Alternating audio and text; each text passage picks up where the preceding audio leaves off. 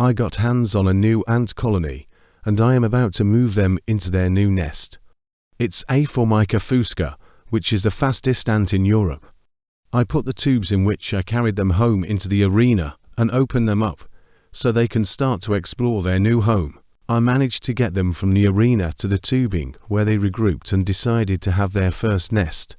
This wasn't the plan, because they should have moved into the acrylic nest I got for them. But I didn't want to stress them too much, so I gave them time and a little bit of light to speed it up. It's just a cool colony with quick thinking and organizing ants. The queen is about to leave their nest, which is a bad sign, because it is not her job to decide when it's time to move. In reality, the workers will take this decision for her and will do something very funny with her when it's time for it. You can see it soon.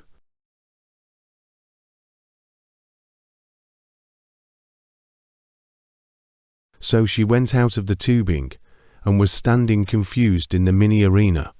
At this time, the workers have already noticed the mistake and started to clear up the mess by taking themselves inside again. It's so interesting to see their organizing skills.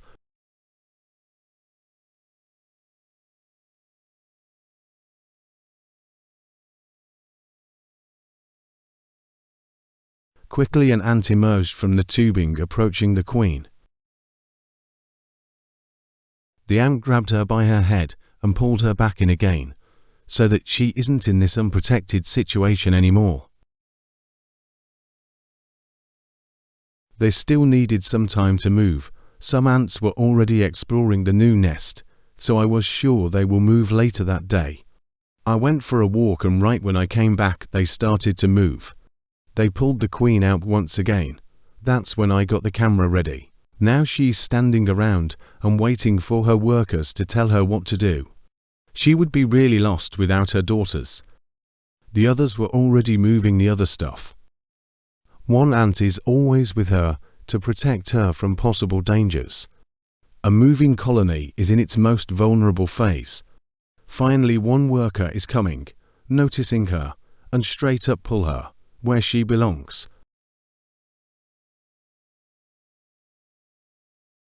After they got the most valuable one in, they bring in the rest. It's the first time I can see this type of moving.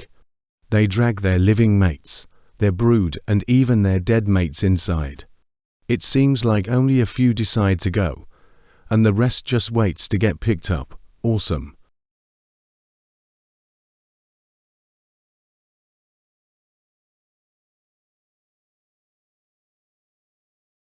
One by one is being repositioned, and it somehow seems sped up, but it's just being them, one of the fastest.